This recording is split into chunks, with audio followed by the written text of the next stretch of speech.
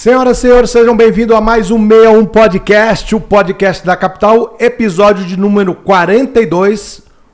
Um convidado polêmico que você já conhece e já nós vamos falar com ele. Antes de mais nada, eu gostaria de agradecer aos nossos patrocinadores. Academia Corpo e Saúde, Atacadão dos Suplementos, Acreditar Agência de Marketing, Clínica Corpo Perfeito, JK Laboratório, Mamute Energy Drink, o energético zero açúcar, Steak Bull Churrascaria, a melhor de Brasília, Doces da Chefe e Organizações Paulo Otávio, o meu muito obrigado. Agora vamos falar sobre o nosso convidado. Ele é coronel da PM da Reserva do Distrito Federal, é um dos maiores especialistas em segurança pública do país, formado em Direito, Administração, Educação Física, é mestre em Segurança Pública, casou-se com Mirta Fraga e teve 3 filhos. Por 4 mandatos foi deputado e teve mais de 15 leis aprovadas. Destacou-se no Congresso como um dos deputados mais atuantes e é recordista de proposições, tendo apresentado mais de 600 projetos de lei. Hoje se apresenta novamente como candidato a deputado federal pelo Distrito Federal. Seja bem-vindo, meu amigo João Alberto Fraga. Muito obrigado. Fraga, satisfação te receber, meu querido. Eu é que agradeço a oportunidade, é um prazer estar aqui com você e poder bater esse papo. Claro. Fraga, quem são seus pais? Pedro da Silva Sobrinho e Joana Vieira Fraga. Mas eu perdi meu pai aos 5 anos de idade. Perdeu cedo. E eles nasceram aonde, Fraga? Sergipe. Sergipe. Você também nasceu lá? Eu também. Eu nasci em Estância, Sergipe. E eles eram Não, meu pai mexia com fazenda, tinha um armazém. Minha mãe sempre foi do lar. Sim. Né? E aí, quando ele morreu com 42 anos de idade. Novo. Muito novo. A minha mãe ficou com 7 filhos. O mais velho tinha 16 anos e o mais novo tinha 4 dias de nascido. E ela, viúva, com 37 anos de idade, ela conseguiu formar todos os seus filhos, né? Sobreviveu assim de uma maneira heróica, sempre voltada para a família.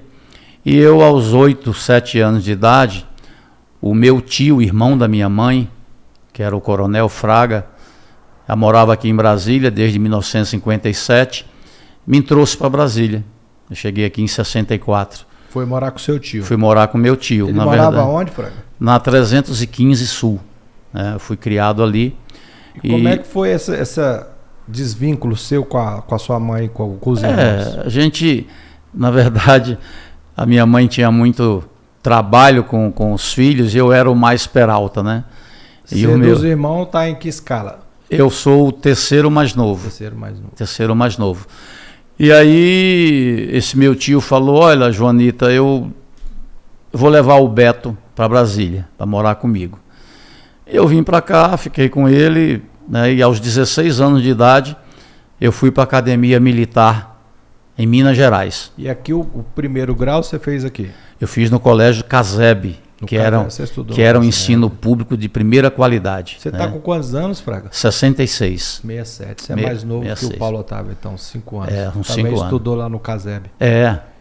O Wagner Canhedo, essa turma toda, a gente era de lá. Estudava lá no Caseb, que era um ensino público de primeira qualidade, né? Não tinha, Brasília naquela época não tinha colégios particulares. Então, era o Colégio Caseb, era o Elefante Branco, que o científico na época era no Elefante Branco. Eu me orgulho muito desse período que eu passei aqui em Brasília. E nessa adolescência lá no colégio, o que você gostava de fazer, Fraga? O que a turma... A nossa adolescência é diferente da de hoje, né? Eu, um pouquinho mais à frente, nós íamos, nosso divertimento era ir para o Hotel Nacional, ver os Pegas, e quem corria lá era Nelson Piquet, Marco Emílio, essa turma, né? E depois de algum tempo, a nossa turma foi quem criou os Pegas no Colégio do Caseb. E aí vem aquela geração, o Pupo Moreno, chamado de Baixinho, o Cláudio Gente Fina, o Ronald. E aí a nossa turma foi uma turma, né, que criou esses Pega do Colégio do Caseb. Deu trabalho para a Polícia Militar do Distrito Federal. Pois é, e aí o interessante disso, na época era até gozado falar isso, que eu quando fui para a academia militar, eu sumi, né? E meus amigos sabiam que eu tinha entrado para a PM. E quando eu cheguei, aspirante, a primeira missão que me deram, o comandante-geral me chamou e falou bem assim, olha, tem uma missão para você acabar com os pega do CASEB. Aí eu falei, mas por que eu? Não, porque nós sabemos que você conhece todo mundo e tal. E foi interessante que eu sabia, o pessoal, quando a polícia chegava no CASEB, eu sabia para onde o pessoal ia, para onde eles corriam. Normalmente a gente ia fazer o lanche lá no Foods, era uma lanchonete que tinha ali no Carim, na 11, na 111. E eu armei todo o esquema, avisei para os amigos, olha, nós vamos acabar. Não vá não que vocês vão ficar presos. E assim aconteceu, né? Então a gente começou a cercar os procedimentos que a turma fazia e nós conseguimos acabar com os pega do colégio da CASEB. E o Collor corria por lá? Não, o Collor era mais velho que a gente, né? Então eu acho que o Collor... Turma do Paulo Otávio. Na turma do Paulo Otávio. 2. Não é, a minha turma era mais nova, do Pupo Moreno. O Fraga, você falou Academia da Polícia, você foi pela UNB? Brasília não tinha Academia de Polícia Militar. Eu fiz o concurso para a Polícia Militar do Distrito Federal. Aí passei e eles me mandaram para Minas Gerais. Eu fiz 4 anos de academia e voltei para Brasília. Foi antes daquela história de fazer o UNB? Sim, não, eu nunca fiz o UNB. Porque tinha uma época que entrava na academia pela UNB. Sim, não, isso é bem antes, né? Bem antes. Agora, realmente, para você ser oficial da Polícia Militar, aí tem que fazer os cursos pela UNB e tal, que evoluiu muito. No meu tempo, não, era concurso público, como não tinha academia, e hoje a Academia Militar de Brasília é reconhecido como 3º grau. É uma das poucas reconhecidas pelo Conselho Federal de Educação como curso superior. E o título é bacharel em segurança pública. Sim. Né? Então, quando eu fiz o concurso, não tinha ainda. Isso já é nos meados de 2000 alguma coisa. Meu sogro fala que ele que criou, junto com um coronel que era amigo dele, esse curso que faz a academia e já sai bacharel. O professor Miguel Ramírez Souza. Sim. Eles fazem um comparativo, porque alguns locais, como a Brigada Militar, você entra, faz o concurso, o requisito você tem que ter o curso superior já, entendeu? Sim. Mas na minha época, não era necessário o curso superior, era necessário ter o 2º grau. Sim. Então oficial. Para ser oficial. Para soldado, praça, 1º grau. Mas fui eu que coloquei a obrigatoriedade de ter 3º grau na Polícia Militar, através da Lei 12.086. Nós criamos o risco de vida e colocamos a obrigatoriedade para o policial, soldado, ser formado, ter curso superior, 3º grau. Foi uma evolução. A gente sabe que hoje a Polícia Militar de Brasília é uma polícia muito bem avaliada. É um outro padrão em virtude do nosso policial ter vamos dizer assim, um QI mais elevado do que o resto do país. Eu nasci ali na 19 da Ceilândia Norte. E geralmente ali os maconheiros vagabundos iam pro exército, depois já ia pra PM. Já porque ela se eu falasse que eu ia ser PM, meu pai me dava uma surra. Eu falo isso pra minha esposa. Meu pai falava, se você for pra PM, você vai apanhar. Então, hoje, com esse ingressamento da graduação superior, hoje qualquer policial sabe que se der um tapa na orelha de alguém aí, ele vai para a corregedoria, ele vai responder e pode perder o concurso dele, que foi tão batalhado, lutado ali. E é muito concorrido, a gente percebe que hoje quando se abre um concurso para a Polícia Militar, é muito concorrido, né? Tivemos época que era mais concorrido o concurso para oficial do que medicina. É mesmo? Então, é uma estabilidade, né, pro resto da vida, né? É que hoje ser polícia... Todo jovem quer ser polícia, né? Porque a gente vê como herói. Antigamente, né? Quero ser polícia. Antigamente as crianças, né, brincavam de polícia ladrão, queria ser policial quando crescer, mas isso vem mudando com o dia a dia nosso, com a inversão de valores. A gente percebe que hoje as crianças não podem nem mais comprar uma arma de brinquedo, não podem usar uma arma de brinquedo, né? Então, os heróis hoje já estão tudo esculhambados na TV. Né? É verdade. Até os heróis já está complicado já, de escolher um herói hoje. Isso, é verdade. Fraga, e aí, você assumiu como aspirante, né? Ficou aqui pelo plano? Fui, servi no 1º Batalhão, aí depois eu tive um problema com um coronel e me mandou para o Gama. E eu fiquei 8 anos no Gama. Mas foi um período maravilhoso da minha vida. Eu aprendi a ser policial lá, né? A tropa, os policiais. E lá, na época, eu não me recordo, de lá eu fui fazer o curso de Educação Física. Em 1982, quem era meu colega? Jair Messias Bolsonaro. Em 82? 82, então eu sou amigo do Bolsonaro há 40 anos. Que nós somos amigos. E essa história de atleta? Não é verdade. Corria, na verdade, era. O apelido dele, a gente chamava de cavalão, de cavalo. Ele era pentatleta. Os 2 melhores corredores de fundo era Fraga e Bolsonaro. Quando tinha subida no percurso, eu ganhava dele. Quando era só reta, ele ganhava de mim. Mas era sempre nós 2. E ele era um bom atleta. Pentatleta é uma competição no meio militar que tem natação, tem corrida, lançamento de granada, tiro, e está faltando um aí que me fugiu a cabeça. Já falei natação. Bom, são 5 modalidades. E ele era um bom penta-atleta, né? Daí a origem do cavalo, a gente chama ele de cavalo. Porque corria muito. E ele me chama de Pancrácio. Por que Pancrácio, Frank? Porque eram os antigos lutadores de boxe da Grécia, né? E me botaram para lutar com um tenente do Equador, e eu falei pro cara, vamos fingir que nós estamos brigando. Rapaz, na primeira oportunidade o cara me deu uma mãozada que eu quase fui a nocaute.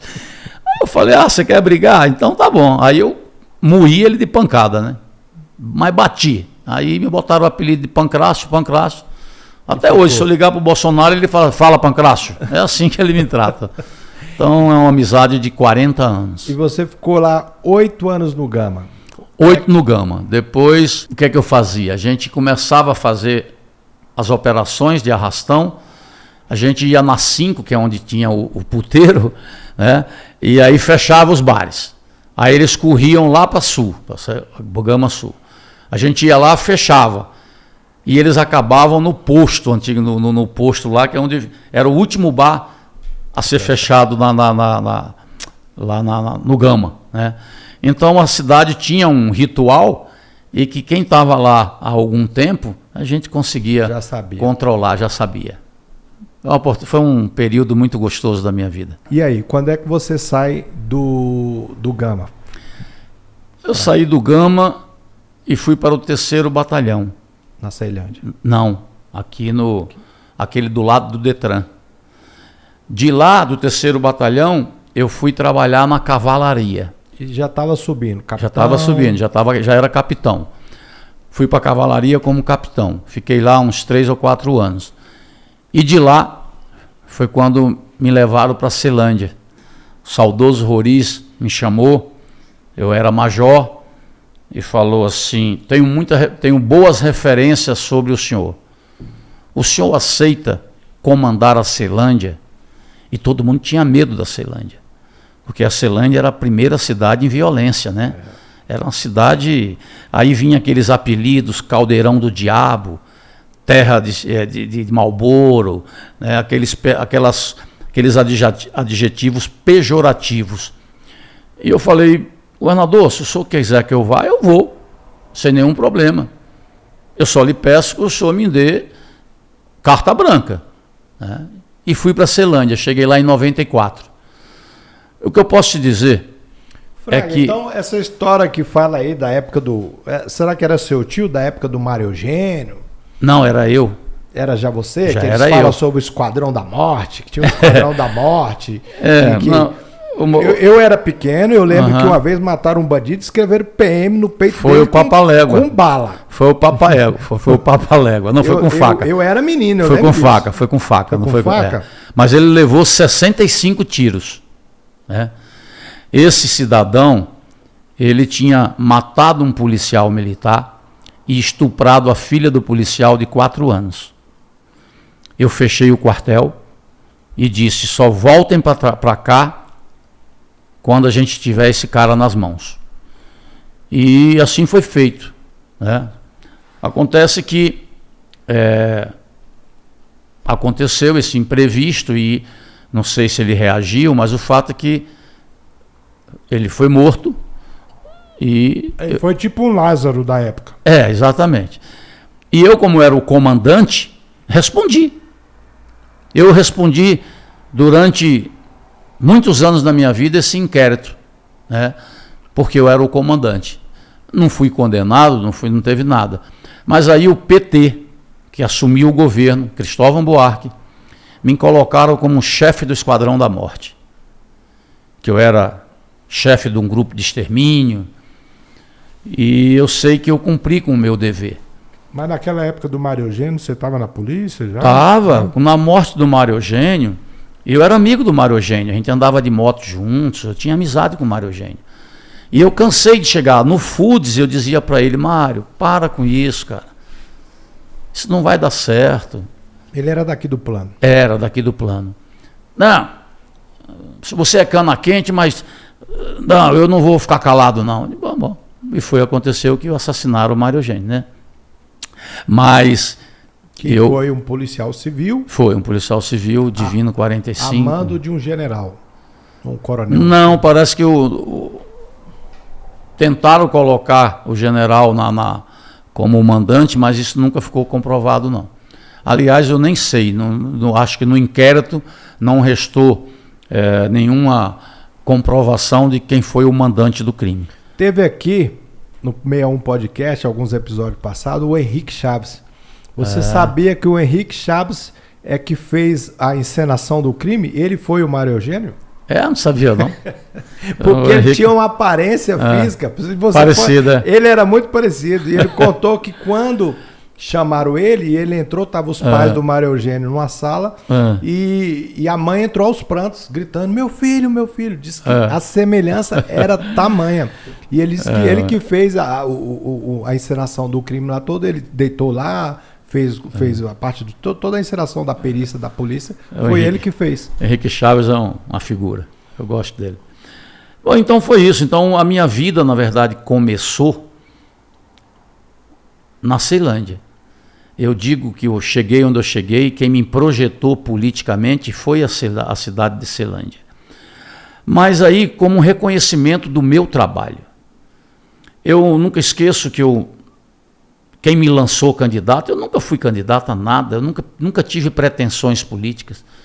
Quem me lançou candidato foi a comunidade da Ceilândia e os meus policiais. E eu lembro que quem foi lá na primeira reunião me dar o apadrinhamento foi o Luiz Estevo, que era deputado distrital. E eu saí para federal, sem nenhuma experiência, e pelo trabalho que a cidade reconheceu, Ronaldo, os primeiros coletes à prova de bala de Brasília fui eu que consegui. A minha tropa usava colete. Que eu fui no Banco do Brasil, descobri que tinha uma verba lá e eles me deram 35 coletes. Eu consegui colocar a minha tropa de uma forma tão assim dedicada que eu tinha 35 viaturas. Na época eram aquelas Elbas. 2 eram capotadas.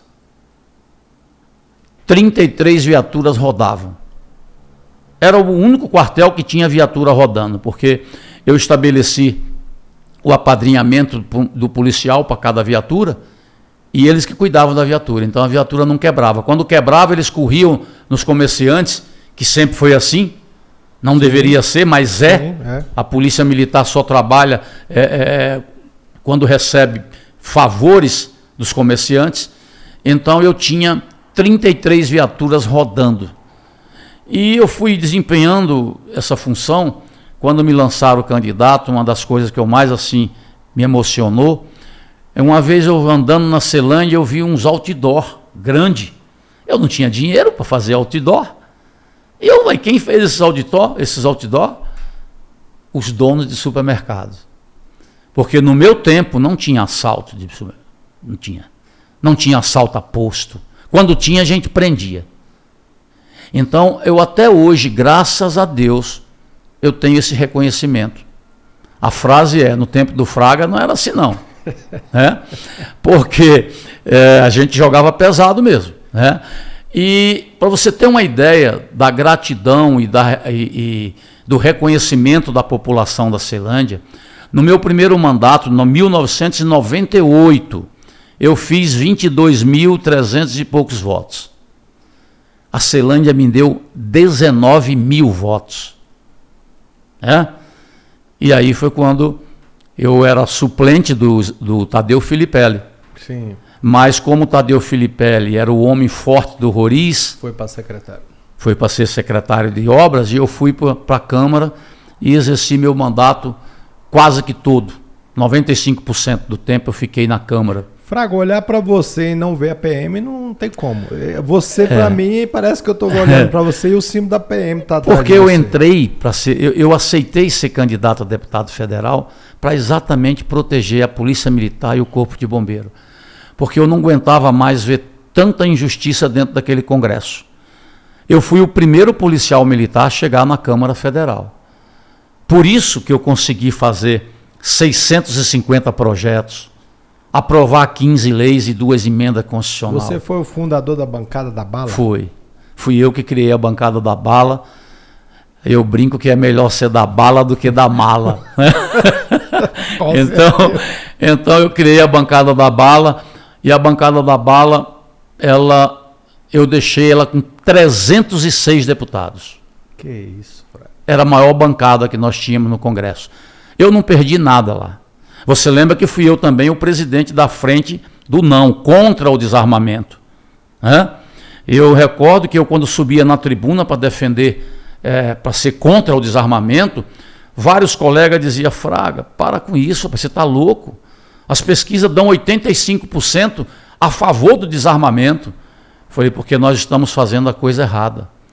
A TV Globo e o PT queriam desarmar o povo brasileiro. E pouquíssimos deputados me apoiaram na época. Um dos poucos que me apoiou, quem foi? Jair Messias Bolsonaro. Então eu brinco, hoje eu falei numa reunião, que redução da idade do menor, da idade penal, redução, né? Eu lembro. Eu lutei muito junto com o Bolsonaro, ganhamos. Aquela fotografia com os dedos imitando a arminha, que viralizou, foi no dia que nós ganhamos a redução da idade penal, na Câmara. Ganhou, mas não levou. Tá no Senado, né? Tá no Senado. Tem? Quantos anos está lá? Mas se me botarem na Câmara, você vai ver que eu vou perturbar os senadores. Eles vão ter que, pelo menos, bote para votar. É isso que eu quero. Bom, quando nós aprovamos a redução da idade penal, foi outra batalha que eu estava junto com o Bolsonaro, e eu digo que na época era o capitão que acompanhava o coronel. Sim. Agora ele é presidente da República, é o coronel que vai acompanhar o capitão. Então eu não tenho como não estar apoiando o presidente Bolsonaro, em virtude das nossas lutas, das nossas batalhas que nós ganhamos juntos. Você é um homem de muito estômago, o Bolsonaro é um homem de muito estômago, porque para aguentar a Maria do Rosário ali do seu lado... Rapaz, naquele fatídico dia, eu estava do lado dele. A história, é impressionante como é que a imprensa desvirtua a coisa. Né? É só com o Bolsonaro mesmo. Eu estava vendo hoje à tarde, no discurso que ela estava falando um monte de bobagem sobre a comissão da anistia, foi nesse dia. Aí ele subiu à tribuna e rebateu. E falou: não corra não seja covarde não.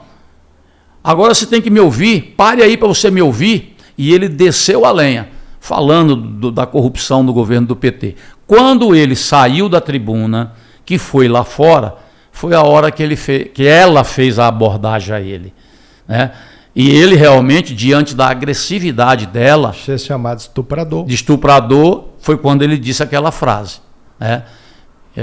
E aí ficou essa imagem do Bolsonaro, mas a gente sabe que esse vitimismo faz parte da turma do PT. Fraga, eu acho que você é mais casca grossa do que ele 10 vezes no mínimo. Não, sabe como é que me chamava? Mínimo. Me chamava, eu sou um Bolsonaro educado. Mesmo? Nós dois sempre tivemos o mesmo pensamento. Sempre. Se você fizer uma pesquisa dentro da Câmara, você vai ver que o único amigo que o Bolsonaro tinha lá era eu. Pegue as fotografias do Bolsonaro, está sempre sentado do meu lado. Sempre do meu lado. Você tinha muito mais relevância do que ele na Câmara, né? Sim, eu era mais habilidoso politicamente, né? O Bolsonaro nunca foi de ter muita amizade, que ele chegava, ele aloprava mesmo, era pavio curto, ele explodia, curto. E eu que ficava ali contornando. Olha, quando ele se candidatou a presidente da Câmara, ele teve 2 votos. Aí ele subiu na tribuna e falou bem assim, um voto, claro que é meu. E o outro eu tenho certeza que é do Coronel Fraga. Aí a galera toda começou a rir. Ele teve 2 votos, um dele e um meu. Entendeu? Então, isso mostra o grau de amizade que nós, né, temos e tínhamos, né, no Congresso Nacional. Ele sempre foi aquilo ali. Esses dias, há um tempo atrás, um repórter me procurou e falou bem assim, Fraga, onde é que o Bolsonaro mudou? Eu falei, ele não mudou em nada, o Bolsonaro sempre foi aquilo ali. Não mudou nada. Quantas e quantas vezes eu chegava no Congresso, ou no Palácio da Alvorada, e eu via ele triste lá no canto, cansou de olhar para mim e dizer, meu irmão, o fardo é pesado. Onde eu me meti? Hã? Onde foi que eu me meti? Eu era feliz e não sabia. Mas é um cara cheio de boas intenções. A nossa imprensa, infelizmente, o massacra. É verdade que tem coisas que ele fala que não precisa falar, né? Mas ele não se contém. Ele fala, né? Ele é assim, não pergunte, que ele responde. Não pergunte, que ele responde. Então... Perco o amigo, mas não perco a resposta. Ele não deixa passar barato, não. Ele fala mesmo. Então, a gente sempre estava juntos. Ele ficava muito no gabinete dele e a vida dele começou a melhorar dentro da Câmara quando o Eduardo, o filho, se elegeu deputado federal. Ele arrumou outro amigo. Aí exatamente. Mas eu te mostro várias fotografias. Bolsonaro, eu e Eduardo. Sempre assim. Eu estava na Comissão de Segurança Pública e ele ficava no gabinete. Eu gritava, Cavalo, corre aqui que eu preciso de você para votar. Aí ele vinha, que o gabinete dele era lá no Carandiru, que é o anexo 2, que é um gabinete que não tem nem banheiro, né? E ele vinha correndo, votava, se precisar eu volto aí, e ia embora, entendeu? Sempre foi esse cara, um cara muito disposto a lutar pelo nosso país. E ele sempre, no dia do impeachment, ele sentado do meu lado, aí me chama, vou falar isso. Quando eu comecei a ler, eu falei, não, Bolsonaro, não faça isso não, cara. Você vai arrumar uma confusão aí desnecessária. Não, eu vou fazer. Aí eu peguei a caneta e falei, não, isso aqui você não fala, isso aqui você não fala. Não, mas esse aqui pode deixar que eu vou falar. Esse eu não vou riscar, não. Que era falar do Ustra, do coronel Ustra. E ele foi e falou, né? Mas o que tinha antes, meu Deus do céu. E ele até me atendeu, então... Agora, Dilma pedalou ou não pedalou, Fred? Claro que pedalou. Claro que pedalou, entendeu? Mas caiu por conta da desavença do PMDB com o PT? Começou ali, né? Começou ali. Temer subir? Na verdade, não, eu acho que não houve esse complô, não. Na verdade, qualquer presidente, quando a economia vai mal, se ele escorregar, ele cai. Essa é a verdade. Então, ela, quando fez a pedalada, o país já estava afundado nas dívidas que o presidente Lula deixou o país. O Lula arrasou com o Brasil. Pegou o cofre cheio. Pegou o cofre cheio, entregou para Dilma esvaziado, e foi por isso que ele botou ela. Porque ela se sujeitou, né? Então, no segundo mandato dela, a coisa já era terra arrasada. É o que as pessoas às vezes não entendem, né? Porque o governo, ele não deixa de ser uma empresa. Ele tem um caixa que entra e um caixa que sai. Isso precisa bater, né? É verdade. Isso precisa bater. Então, às vezes, um presidente que é populista, ele... eu sei que na época do Lula, eu que nasci na Ceilândia, vi ceilândense ter carro novo, que não tinha. Eu sei que eu vi isso. Mas isso ficou na conta, né? A conta não ia chegar, a conta não fechava. O cara ia lá, comprava um carro financiado em 60 meses, falava, essa conta não fecha. Não fecha. Na adimplência lá em cima... Você passava nas casinhas da Ceilândia, tudo carro novo na garagem, tudo carro novo na garagem. Você falava assim, pô, tá todo mundo de carro novo. Mas foi? Quando teve que pagar, ninguém deu conta de pagar, foi todo mundo pro SPC e pro Serasa, né? E como ele disse que todo mundo comia picanha, no crédito... Não, você veja que no governo dele, a gente tinha... eles deixaram 14 milhões de desempregados. E aí falam com a maior cara de pau, que é o Bolsonaro. O Bolsonaro hoje reduziu para 9 milhões. 9 milhões. Se você vê o que foi desviado de recurso pelo BNDES, pelos planos de saúde, e o que mais me intriga e me deixa assim constrangido é que você conversa com um petista, ele diz que nada disso aconteceu.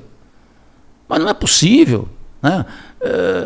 Quando você tem um diretor da Petrobras a devolver 150 milhões, você imagina o que ele não roubou. 3 vezes o apartamento do Gedel.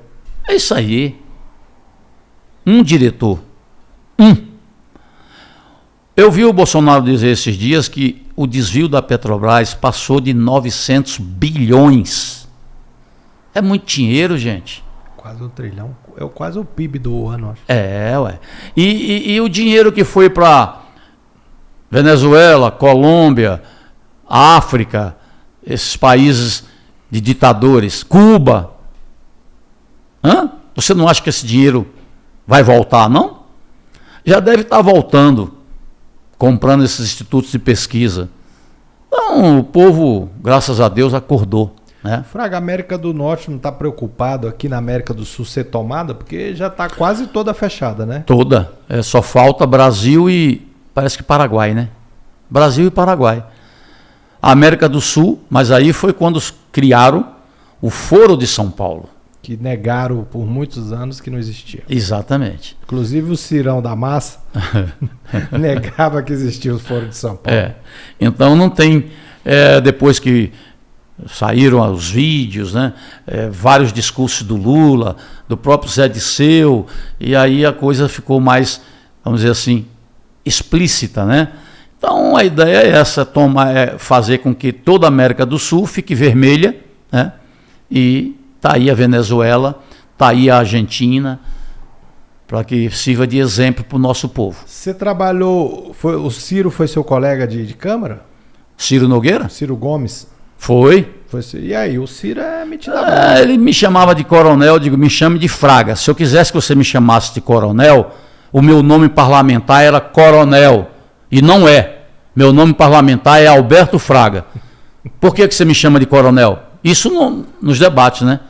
Aí ele, não sei o quê. Mas ele é valente mesmo ou só na televisão? É atrevido. Ele é atrevido. Com quem não dá o passo para frente, né? Pode ser. Nós não chegamos a ter esse tipo de enfrentamento, porque não. O cachorro bravo sabe quando outro cachorro bravo. Né, o cupim sabe a madeira que rói, né?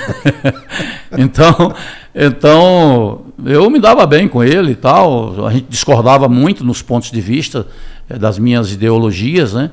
E eu tenho uma coisa comigo que eu me dou bem com todo mundo. Eu digo o seguinte, naquilo que a gente concordar, a gente se une. Mas naquilo que a gente discordar, a gente se respeita. Eu não desrespeito ninguém numa discussão. E também não aceito ser desrespeitado. Aí eu parto para a ignorância mesmo, né? Então, como eu já fiz várias... muito esse discurso que você acabou de falar. Não, eu discordo, mas eu respeito.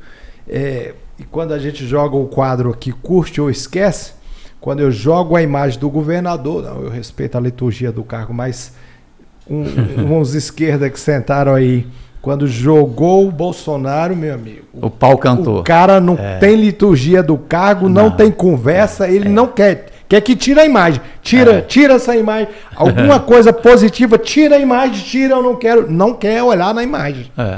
Aí não tem liturgia Eles do têm cargo. verdadeiro pavor. Pavor. Agora, o Bolsonaro, ao longo dos seus 7 mandatos, né, ele nunca deu anistia ao PT. Ele sempre foi aquilo ali mesmo. Eu me recordo que uma vez Fernando Henrique Cardoso queria nomear um delegado lá em Roraima, ou era Rondônia, não sei. E aí era na CCJ que ia ter a sabatina do cara lá. Aí Fernando Henrique falou assim: manda 2 caboclos bons de briga aí. Quem é que foi? Fraga e Bolsonaro. Rapaz, eu encarei a Heloísa Helena, lembra? Senadora Heloísa Helena. Oh, meu Deus do céu, pensa numa confusão. Pensa numa confusão. E ali eu vi que o Bolsonaro era um caboclo valente, que era nós dois contra aquela galera toda. A gente batia nos peitos, pode vir para cá, venha para cima.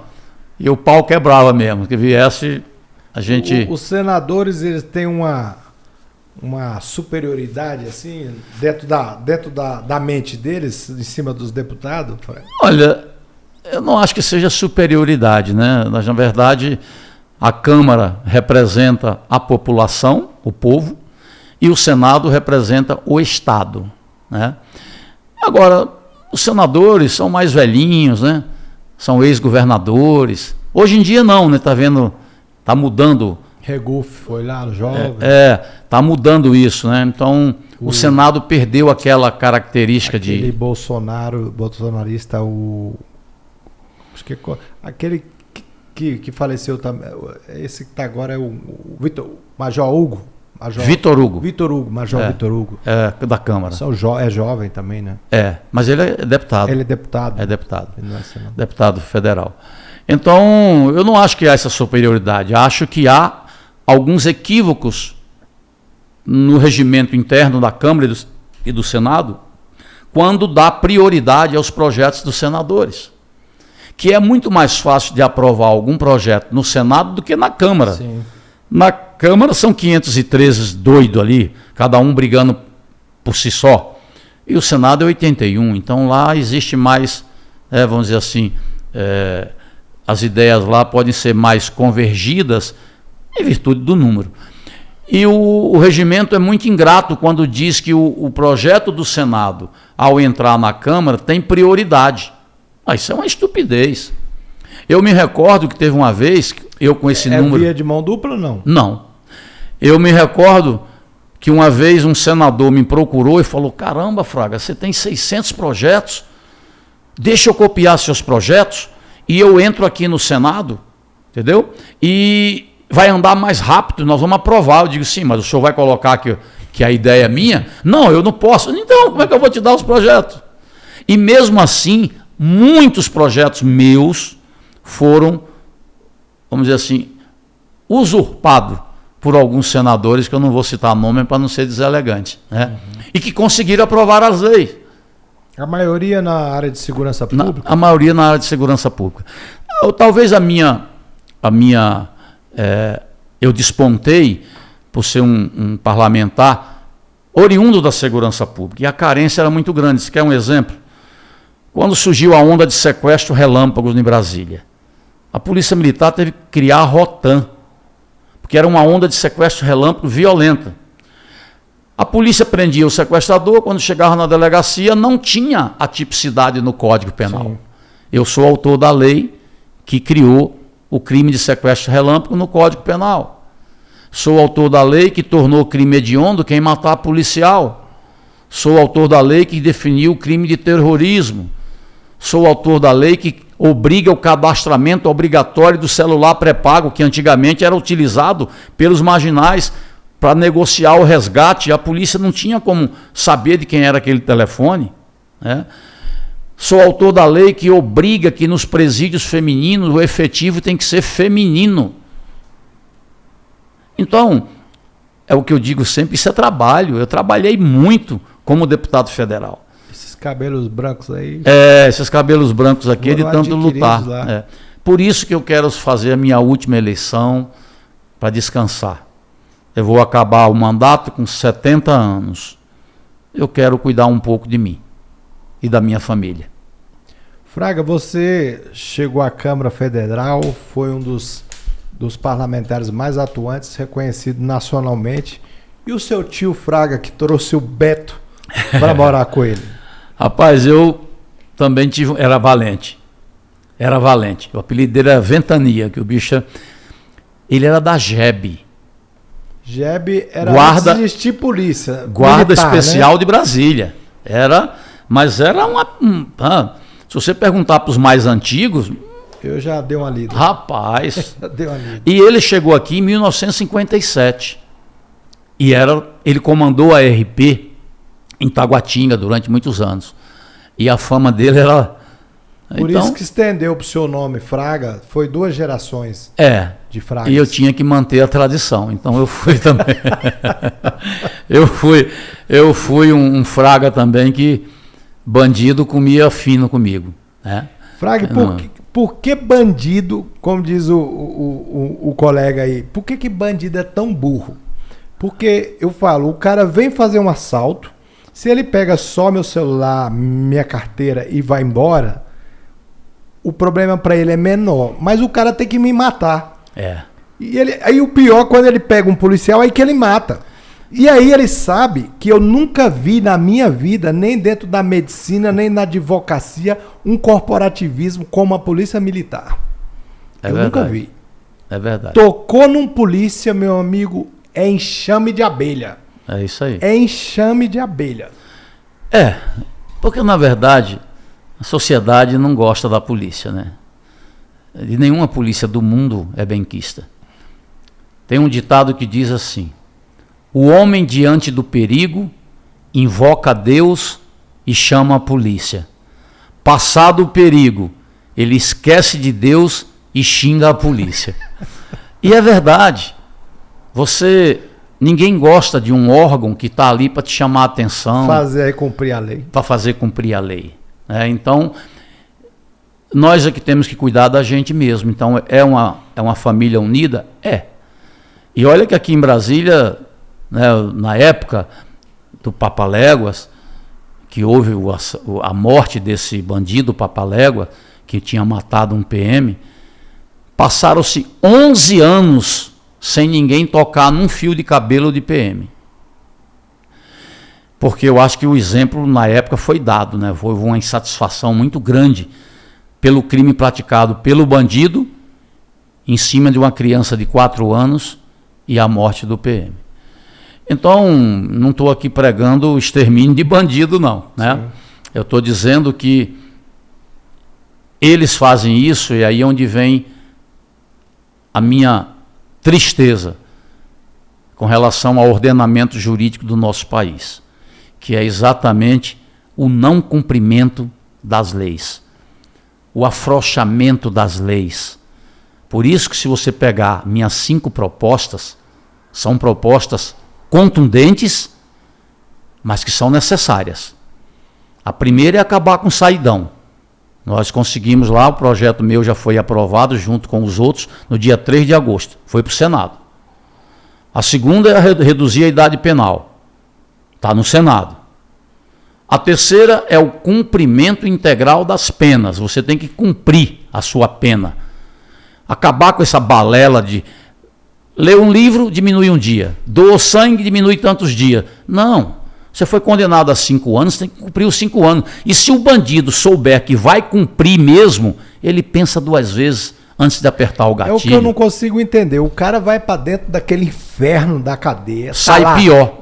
Falando que tá lotado, dormindo com a cara na privada, reclamando da comida, porque eu aqui já teve dia de eu ter que comer miojo feito com a água do chuveiro, porque eu não tinha dinheiro para comprar gás. Eu peguei o miojo, peguei a água do chuveiro, botei bem quente e comi, mas eles comeram uma marmita lá nesse dia, e eu comi o miojo. 3, 4 refeições, e se for carne todo dia, eles reclamam. E o cara quer voltar para lá. É ruim, mas eu quero voltar para lá. Deixa eu te dar um dado aqui que assusta todo mundo. E eu tenho falado isso nas minhas reuniões.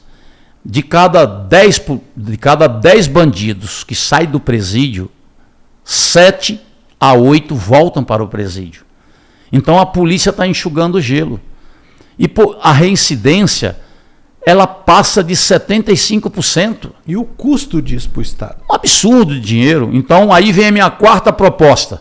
Trabalho obrigatório para o preso. Bota o preso para trabalhar, vamos ensinar uma profissão para ele.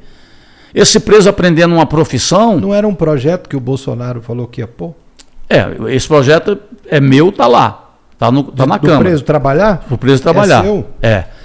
Tem vários autores, né? São vários projetos. O meu é um dos mais antigos. Esse projeto diz o seguinte: o Estado tem que ensinar uma profissão. Porque a mesma sociedade que quer que o preso trabalhe é a mesma sociedade que também não dá emprego para o preso. Quem é que quer empregar um ex-presidiário? Não emprega. Mas o que é que acontece?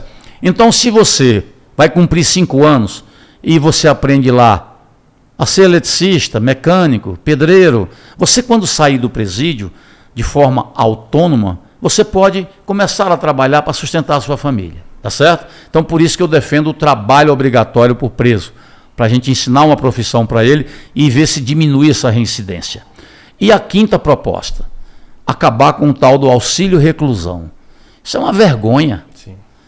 Você beneficiar, pagar R$ 1.655 para quem matou um pai de família, para quem estuprou, para quem matou por R$10.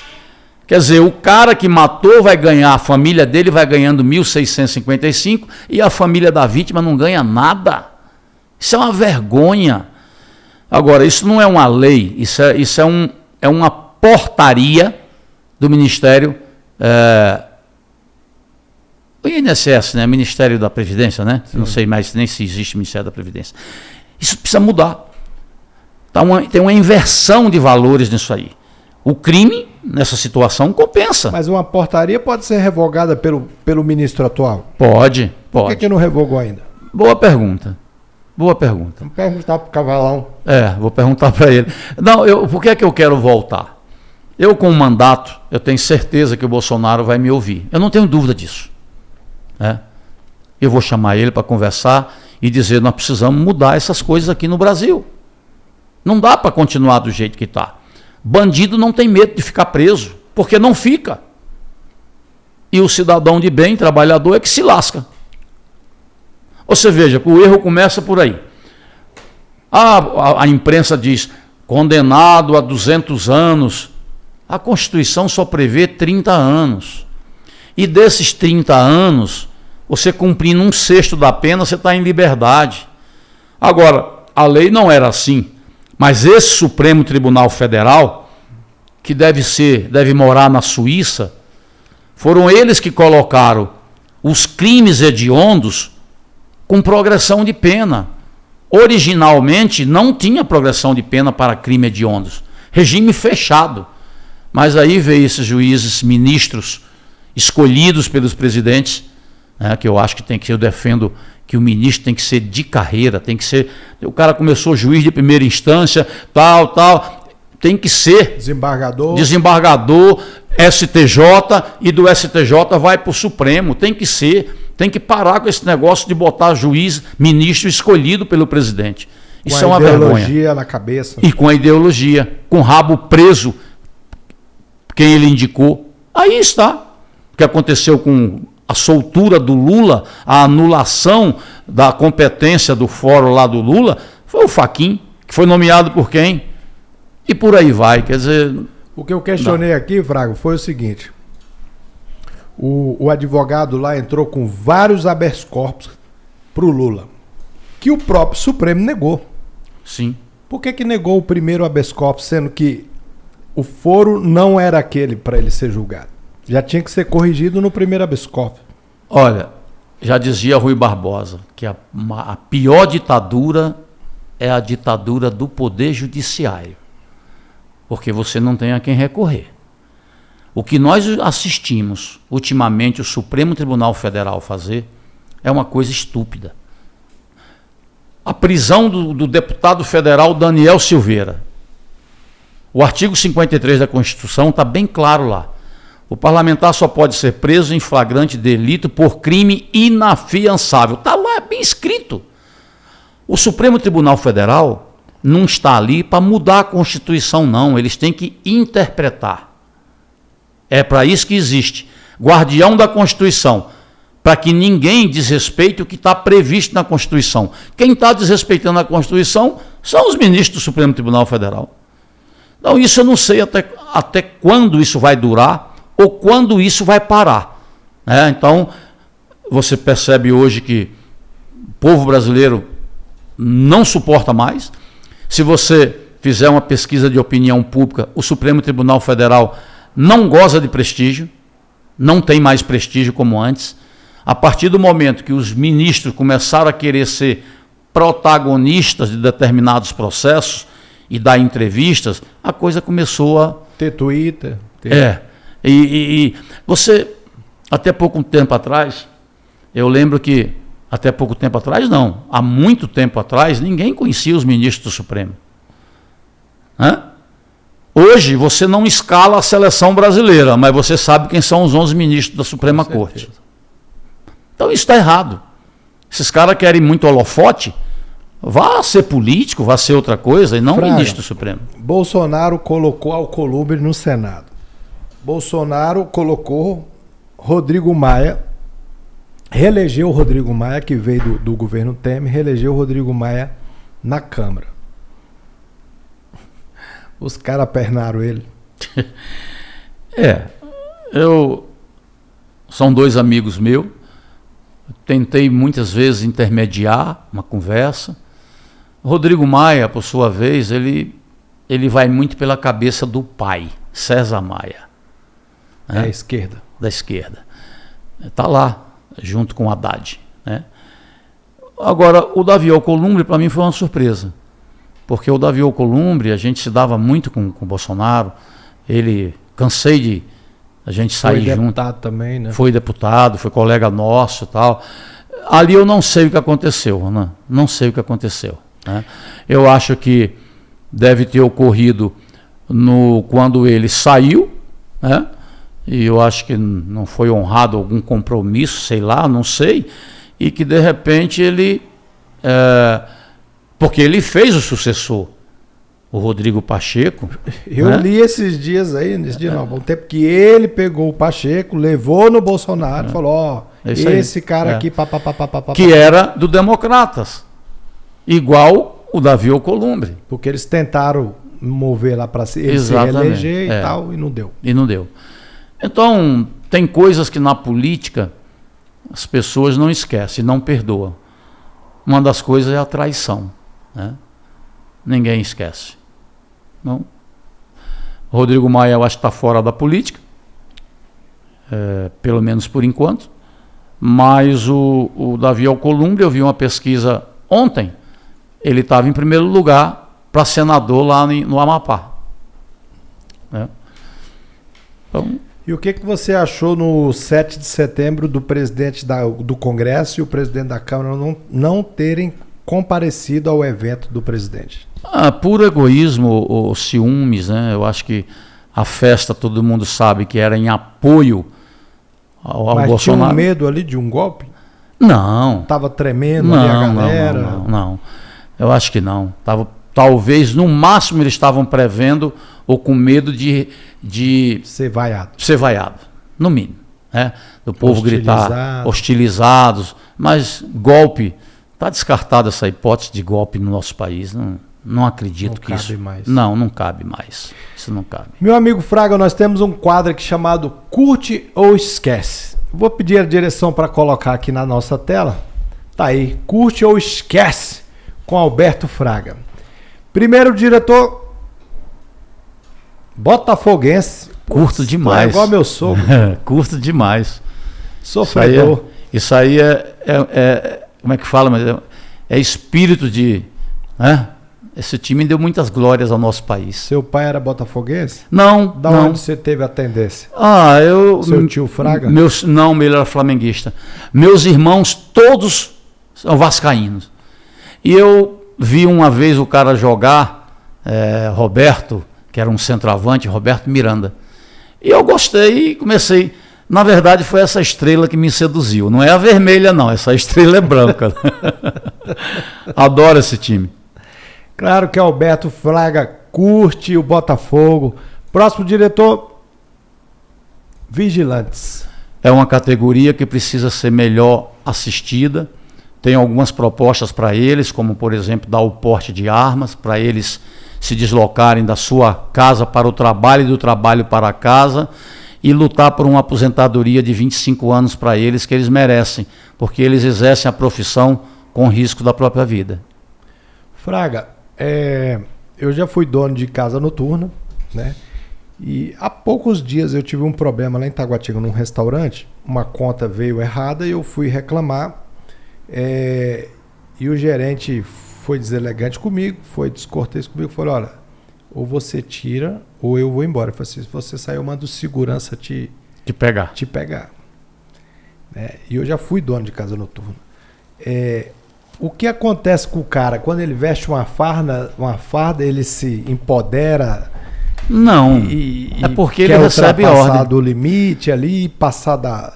Quando ele é contratado para resolver esse tipo de problema. Eu acho muito mais culpado quem dá a ordem para ele. Ele é um empregado. Então, às vezes, é bem verdade que diz que ordem impossível não se cumpre, né? Mas aí ele perde o emprego. Então, muitas das vezes, a gente tem que pensar que ele ali foi um instrumento, ele foi usado. O mau caráter aí é quem deu a ordem para ele. No caso, eu paguei a conta toda. No outro dia, eu liguei pro proprietário, que é meu paciente. Sim. E disse a ele: estive lá no seu restaurante a convite de um colega. Uhum. E aconteceu isso, isso e isso. E ele mandou me ressarcir a conta toda. É isso aí, tá vendo? Melhor do que você ter saído no braço com segurança. É o que eu falei para ele. Falei, tá vendo aquele carro ali fora? Você acha que eu preciso entrar aqui dentro e dar um golpe de uma picanha? Não tem como. Entendeu? Não preciso disso. Então, Com o certeza. equívoco aqui, houve um equívoco, mas já que você não quer corrigir, então cobra aqui e depois eu resolvo, né? É isso aí. Então, é uma categoria que merece ser valorizada, mas eu falo, precisa bastante de treinamento. Por quê? Vai estar em ambiente com bêbado. Né? Assim como a polícia. Você imagina a polícia... Você estava me falando aí sobre... Lá no Gama, como é que funcionava as articulações da noite lá do Gama. E eu tava pensando, falei, cara, você já observou que aonde tem confusão tem álcool? Tem bebida alcoólica? É isso aí. Aonde tem confusão tem bebida alcoólica. Às vezes o cara sai de uma casa noturna, aí passa num posto de gasolina e ali acontece o homicídio. É verdade. Ali acontece a briga. Quando ali acontece a quando confusão. não é o álcool, é a droga, né? E o álcool é uma droga também. Então, tem gente que bebe sem limite, né? Não consegue beber aquela... Essa lei Da lei seca? Da lei seca, isso aí foi a maravilha. Foi uma maravilha. Mas você quer uma opinião? Eu acho que ela é um pouco draconiana. Se eu tomar... Eu não bebo, viu? Mas eu vou dar o exemplo. Se eu tomar uma cerveja, um copo, é diferente de quem tomou 5 cervejas. E a lei, ela vale se você tomar um copo ou 10 cervejas, é a mesma coisa. Eu acho que tinha que ter uma certa... Antigamente era assim, não era? Era até um certo limite. Até um certo limite. Hoje Aí ela não tem limite. Cientificamente... Por isso que diz que é tolerância zero, né? Por isso que diz que é tolerância zero. Mas tem coisas que... por exemplo, eu não bebo, mas se eu tomar 2 dedos de vinho, eu não vou ficar bêbado. Antigamente, os policiais faziam o teste do 4, ou mandavam andar em cima de uma linha. Lembra disso? Lembro. Você é novinho, mas o pessoal deve ter falado. Anda na linha aqui. Se o cara saísse, você não pode dirigir. Hoje, realmente é o teor etílico, né, que comanda. Como eu também sou contra o seguinte: nenhum atropelamento, você não faz isso de propósito, o atropelamento. Agora, se você estiver bêbado, aí você tem que responder pelo crime doloso. Você não sai de casa para atropelar alguém. A gente sabe que às vezes um pedestre de forma, né, passa na sua frente, você não tem como frear. Então eu defendo que esse crime tem que ser culposo. Agora, meu amigo, se eu bebi, aí tem que ser doloso. E hoje, infelizmente, a lei não está. É uma das coisas que eu quero fazer também quando chegar no Congresso. Claro que João Alberto Fraga curte os vigilantes do Distrito Federal e de todo o Brasil. O próximo diretor? saidões. Totalmente contra. Os médicos aqui na fila. Totalmente contra os médicos. Né? Esses anjinhos saem do presídio com o objetivo ou de matar alguém que já está encomendado, ou de praticar furtos, né? Ou de matar a ex-mulher. Eles não saem. Arrumou um talarico. Né? Isso, exatamente isso. E muitos não voltam. Então, eu não sei como é que as nossas autoridades ainda insistem, que isso é o Poder Judiciário, né, que concede esse saidão. E quer ver uma coisa engraçada? Meu projeto corrige isso. Os saidões não precisa ser final de ano, Natal, Ano Novo, Dia dos Pais. Tem juiz soltando quem matou os pais no Dia dos Pais. Justamente. Então isso passou da hora. Isso aí tem que acabar e eu vou lutar muito para que isso acabe.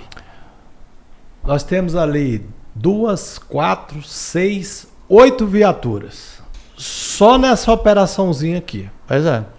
8 viaturas que poderiam estar salvando vidas. Prevenindo crime. Prevenindo crime. Está protegendo os anjinhos aí. Protegendo os anjos que estão indo para casa ver mamãe e papai. Estão indo para o crime. Que quando chega na porta da casa, mal cumprimenta a mãe e o pai e vira as costas para fora. Vou ali assaltar.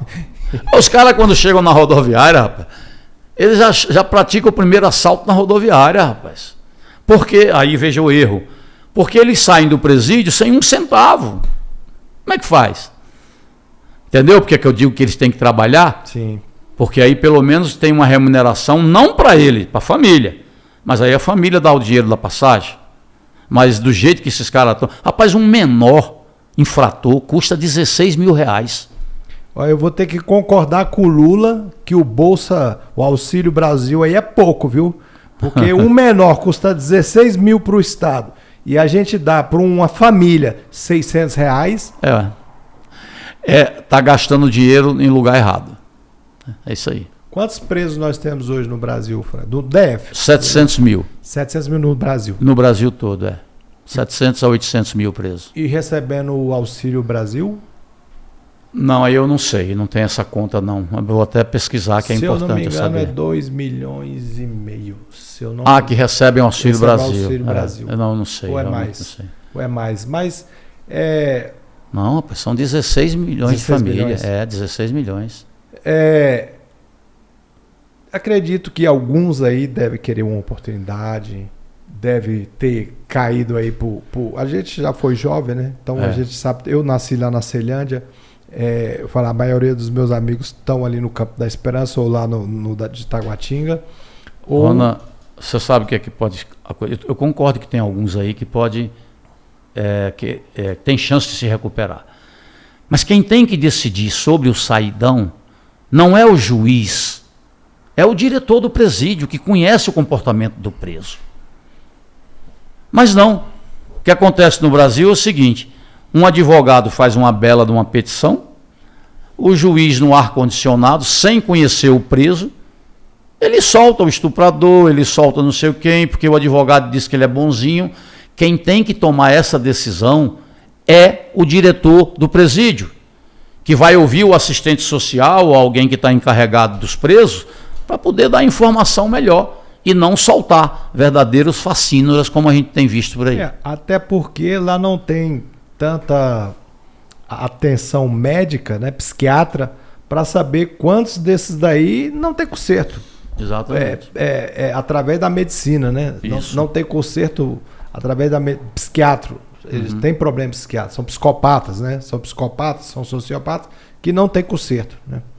É claro que João Alberto Fraga não curte os saidões.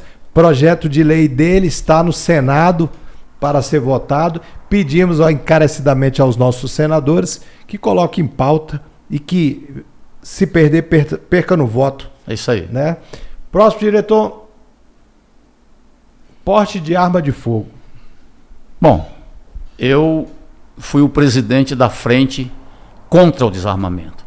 Mas aqui tem uma coisa, eu acho que eu defendo a posse da arma. Eu defendo o direito de escolha do cidadão de poder comprar uma arma para ter dentro de casa, para proteger a sua família e a sua propriedade. O porte de arma, porque é interessante quando a gente entra nessa discussão e os jornalistas falam assim, não, esse negócio da posse de arma, isso não dá certo, a briga de trânsito, o cara saca uma arma, mata o motorista, aí não é posse. É porte. Aí é porte. Então as pessoas têm que fazer essa diferenciação. Então o porte eu sou totalmente a favor, dentro de casa. E até mesmo, por extensão, a área da sua casa. O porte de armas eu defendo para os CACs, que são os colecionadores, atiradores e caçadores, para os policiais, um advogado, eu vou defender, né? E as categorias previstas no Estatuto do Desarmamento. Né? Acho que os vigilantes precisam entrar nessa relação. Detran? O Detran eu fui contra. Eu fui contra, mas não pelo Detran de Brasília. Porque quando o projeto foi ser aprovado, e eu fui contra e derrubei, na verdade fui eu que derrubei, mas não era por causa dos agentes de Brasília, porque os deputados federais começou a botar todo mundo. Então, um agente de trânsito lá de Piancó, que não tem preparo nenhum, nossos agentes de trânsito têm. São formados, são terceiro grau, os caras têm cultura, sabem, têm cabeça para usar uma arma, mas os caras lá do interior, e como eles queriam aprovar o projeto, é para todos os municípios. E aí eu disse, não, na primeira blitz que tiver, que o cara avançar, o cara vai dar um tiro na cabeça do motorista. Por isso que eu fui contra. Mas se fosse só para o Detran de Brasília, eu até seria favorável. Ô Fraga, deixa eu te fazer uma pergunta. O cara tem a posse de arma. Isso. O cara tá com a posse lá na casa dele. O cara sai para trabalhar. A arma fica em casa o dia inteiro lá. Sim. Sozinha. Ué, mas você tem que guardar a sua arma. Para isso quem tem que botar, tem cofre. Né? Você não pode deixar a sua arma exposta. Até mesmo porque a criança, você precisa tirar a curiosidade da criança. Você precisa educar a criança o que é. Eu tô te falando porque eu tirei. Esses dias quando eu tinha uns 20 anos, eu comprei uma pistola 6,35. Sim, eu lembro dela. E eu fui passar o final de semana na casa do meu pai. E eu saí pra rua, quando eu voltei, meu pai me chamou e falou, o que é isso? Botou a pistola em cima da mesa. Falei, eu comprei isso aí. Ele, quanto você pagou? Falei, tanto. Ele falou, tá aqui o dinheiro. Pegou a pistola. Foi meu único contato com arma. Agora, recentemente eu comprei uma arma. Fui fazer o curso. Sim. Rapaz, eu me senti um marginal. Por quê? Porque foi meu primeiro contato com a arma. Parecia que eu estava fazendo uma coisa ilegal. Era uma Mas coisa... da primeira vez ou da segunda? Agora, não. A primeira vez agora. Esse ano. Não tem nada de ilegal, 3, não. 4 meses. Eu me sentia mal. Parecia que eu era um bandido. Que eu estava fazendo... Assim, engraçado. Como tiraram a intimidade da gente com a arma, né? Pois os meus filhos foram todos eles criados e educados vendo arma. Nunca peguei um filho meu mexendo numa arma. Nunca. Nunca. Porque desde criança eu os educava para mostrar o que é que uma arma faz, o risco e o perigo que uma arma tem. Então, você tem que tirar a curiosidade das crianças.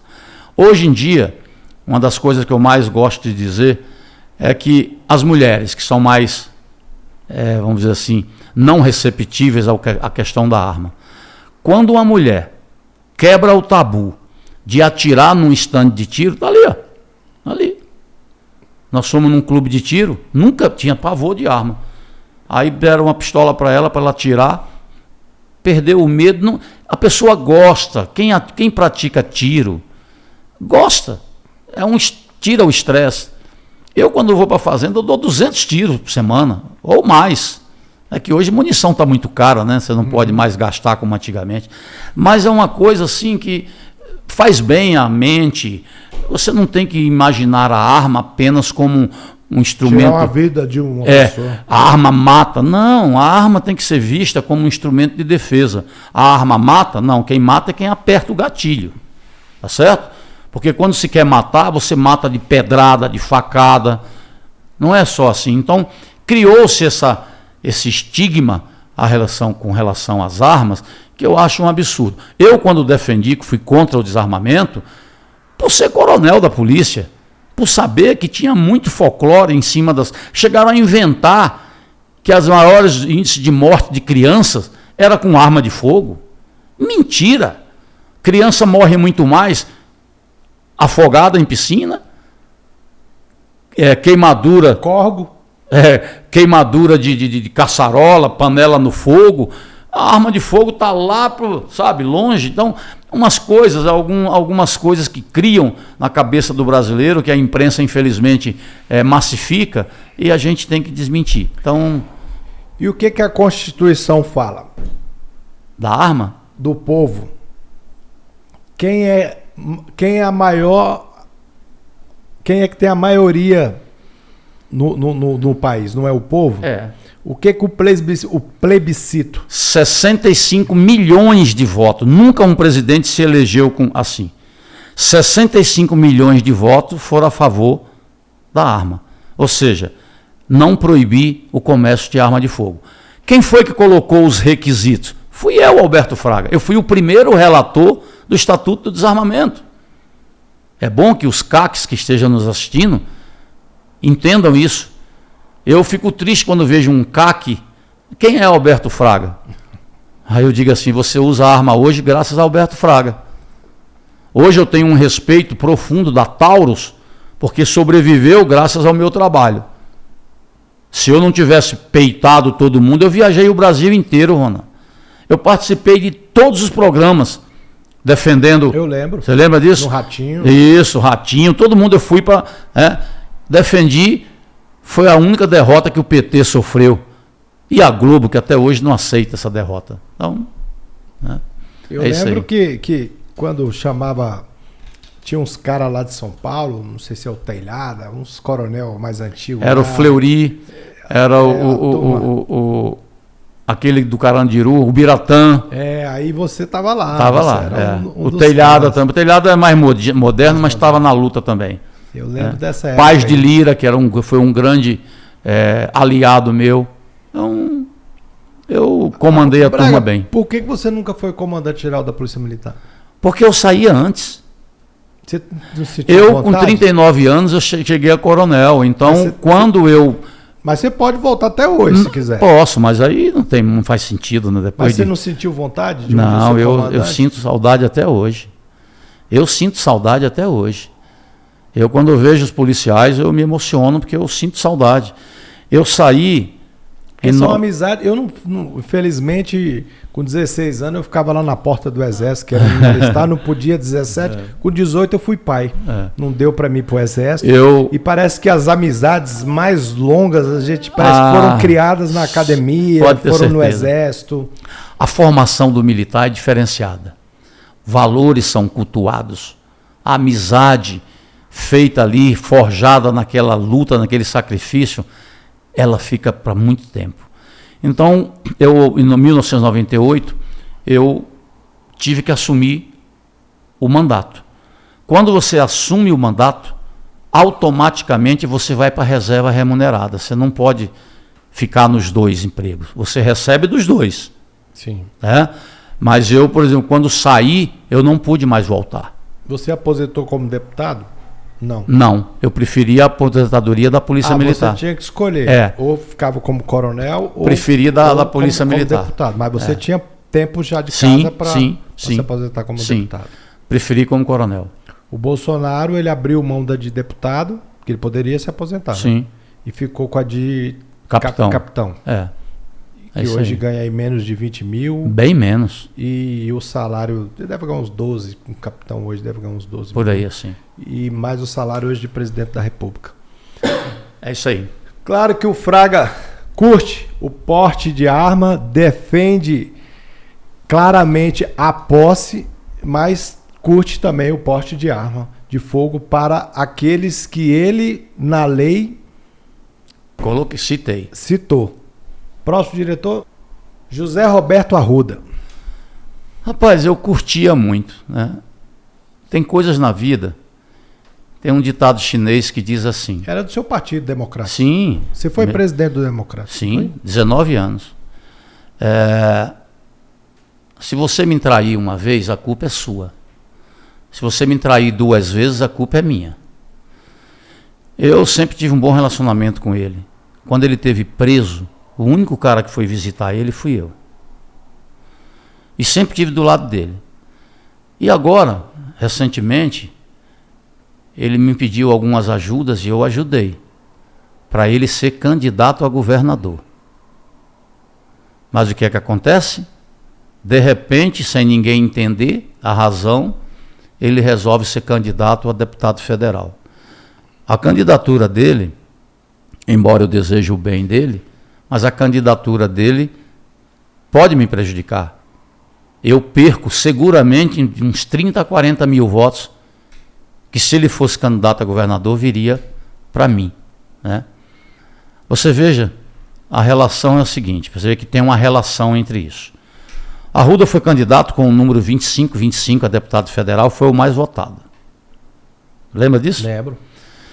Depois do Arruda... Foi já no perdão, sim, depois do painel do Senado. Sim. Aí eu entrei para o Democratas, peguei o número dele. Quem foi o mais votado da cidade? Alberto Fraga. 155 mil votos. Quando eu saí, eu passei o bastão para Flávia Arruda. 25. Que foi a mais votada. Você entendeu? Quer dizer, se ele fosse candidato a governador, a Flávia ao Senado, eu seria o deputado federal seguramente mais votado. Mas com essa atitude dele de ter deixado todos nós, vamos dizer assim, surpresos, né? Ele realmente, eu hoje tenho dificuldade de falar com ele sobre esse assunto. Tenho evitado me encontrar com ele para não ser deselegante, mas eu realmente não posso curtir o que ele fez recentemente comigo. João Alberto Fraga não curte José Roberto Arruda. Próximo diretor, Paulo Otávio. Gosto muito dele. O P.O. é um cara muito correto, uma pessoa muito humilde, é um bom parceiro. Acho que seria um bom governador para Brasília, um empresário gerador de empregos. Homem de palavra. Homem de palavra. Eu curto muito Paulo Otávio. Paulo Otávio esteve aqui, contou a história dele lá em Lavras, andando de bicicletinha Calói. E esse ano a gente teve a oportunidade de nos aproximar mais e o meu primeiro emprego foi como corretor de imóveis. Olha. Eu tinha 15 anos de idade e o Paulo já era a minha referência de pessoa. Então fiquei muito feliz em receber aqui. Hoje tenho uma relação mais próxima com ele. É um cara que não precisava estar nessa luta, né?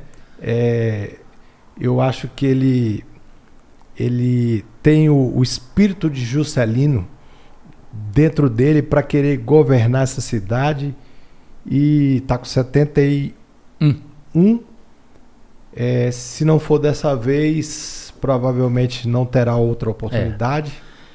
E eu gostaria de um dia morar na capital que foi governada por este homem. Eu também. Eu gostaria que agora Brasília deve a ele. Brasília deve a ele um mandato. E eu, nessa eleição, eu vou apoiá-lo. Claro que João Alberto Fraga curte nosso querido Paulo Otávio. Um grande abraço, Paulo. Deus te abençoe aí na sua caminhada, te guarde, te dê muita força e muita energia para você e para o André. Próximo diretor, governador Ibanez Rocha.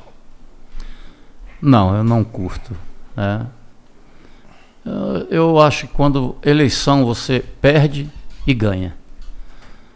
Esse cidadão, ele me tirou a eleição de governador em 2018 através de uma artimanha que a gente não tem como comprovar, mas eu tinha um processo de 12 anos que estava arquivado. E faltando 5 dias para a eleição, Paulo Otávio tinha acabado de me ligar dizendo: parabéns, Fraga, você está em primeiro lugar na pesquisa. Tinha passado a Eliana Pedrosa. E ele estava lá com 5%. E eu fui para um debate ao vivo. E nesse debate eu tomei conhecimento que eu estava condenado.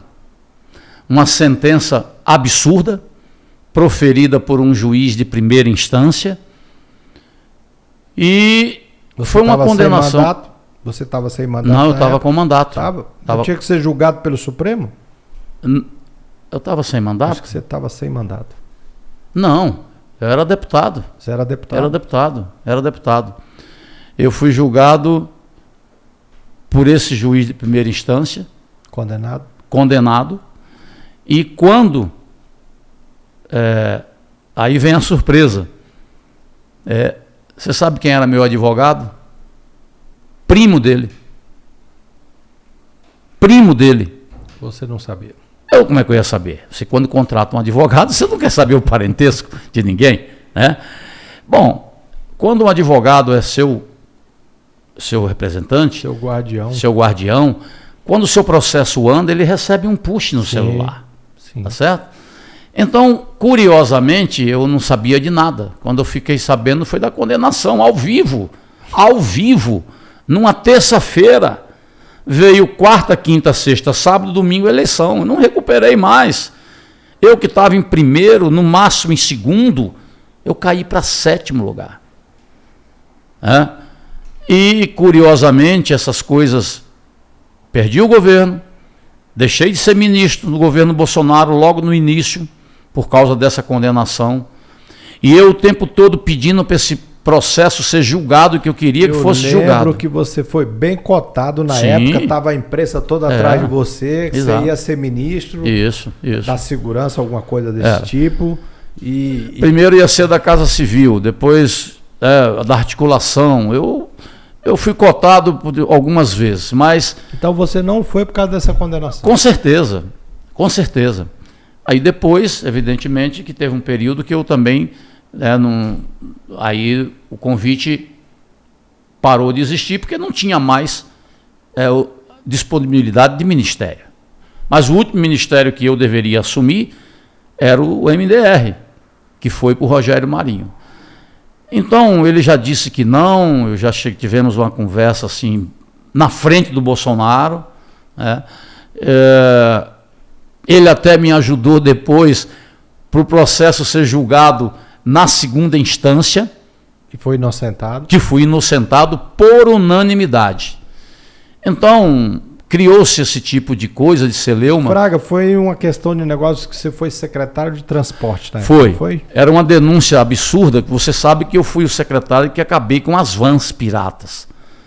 Um funcionário foi pedir dinheiro. Que eu vou falar aqui, para quem quiser ouvir, eu estava lá na Ceilândia e eu vi José Roberto Arruda assinando no porta-mala do carro com o presidente da FECOTAB que, se ele fosse governador, ele não iria acabar com as vans. Pois é. Eu tinha 28 anos, 2006, por aí, e eu vi no porta-mala de um carro ele assinando com o presidente da FECOTAB. Isso até a gente... Tô mentindo ou você tá... Não, tá certo.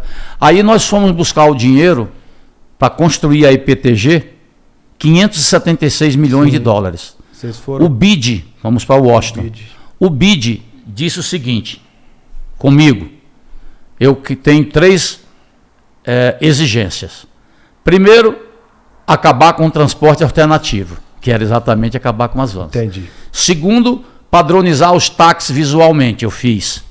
E terceiro, criar o plano diretor de transporte urbano, que eu também fiz. Entendeu? Então... Essas coisas, eu sei que na época tirei emprego de muita gente, tirei. Tá aqui hoje, justificado em prol da maioria. Exatamente. O que às vezes a gente olha só para o nosso umbigo. E eu avisei, Ronan, eu chamei todo mundo da minha sala na secretaria e disse, olha, o transporte alternativo vai acabar. Eu vou criar o transporte dos micro-ônibus, cooperativa. A zebrinha, né? 450 micro-ônibus eu coloquei para licitar. Quem acreditou no que eu falei, vendeu a van e comprou o micro-ônibus para entrar na cooperativa. E Hoje tem gente que me odeia por causa disso, eu sempre brinco. Se você vê alguém falando mal do Fraga, ou é bandido, ou é ex-dono de van, ou petista. Então, teve esse episódio. Os que compraram micro-ônibus estão até hoje? Não, porque depois as cooperativas, muita gente, os presidentes começaram a roubar, essa é a palavra certa, e parece-me que não deu certo. Mas durante um bom tempo, deu certo. Depois é que a coisa degringolou. E o que você acha dos Uber? Eu acho que está... Eu avisei para os taxistas que o Uber é uma realidade. Que ia chegar. Que ia chegar e que se eles não se modernizassem, eles iam ser ultrapassados. Não deu outra coisa. Porque eles tinham uma presidente muito ruim, chamada Mariazinha, que foi quem acabou com os taxistas em Brasília, né? Voltando ao nosso amigo aí, então, portanto, ele fez essa maldade comigo, você sabe que fez essa maldade comigo, e por isso que eu não o curto. O Fraga, o Ibanez foi o azarão, né? Ele tinha 2,5%, ninguém sabia quem ele era. Ninguém sabia, só quem era. Mas aí, né, os comentários é que ele gastou muito dinheiro, tem dinheiro, Deus deu essa possibilidade a ele, é um cara muito rico, e ele sabe usar o dinheiro, essa é a verdade. Ele sabe usar, diz que ele gastou naquela época 50 milhões, dizem, não sei, não tenho provas, né? Mas alguém que não é conhecido, né, de repente vem e olha... Fraga, se você tivesse sido eleito governador de Brasília, qual seria o cenário de Brasília com um ano de governo, Fraga? Teria mudado muita coisa. Primeiro, que eu não deixaria Santa Luzia e Sol Nascente chegar no ponto que está. Hoje eu ouvi coisas sobre comando do comboio do diabo, que comando vermelho, PCC, está enfiado lá, e bandido nunca se criou em Brasília. Exatamente. Nós estamos com essa perspectiva e é forte. É uma miséria tão grande nessas cidades, Santa Luzia e Sol Nascente, que só quem vai lá é que pode falar. É uma coisa assim impressionante. Então, eu digo sempre que quem precisa de governo é o pobre. O rico não precisa de governo, não. O pobre é que precisa do governo. E eu acho que, eu lembro do meu saudoso Roriz, que ele dizia que governar é definir prioridades. A prioridade para qualquer governante é cuidar do menos favorecido. É não deixar uma mulher morrer na fila de um hospital, como tem morrido na fila do CRAS. Um cidadão pobre que espera 3 anos por uma cirurgia. Então isso é que eu acho que tem que ser a prioridade para os governadores. E, infelizmente, eu digo que o Ibanez não é um governador para os pobres, ele é um governador dos ricos. Ele não tem coração. Então, por isso que eu não tenho condições nenhuma de apoiá-lo. E não o curto.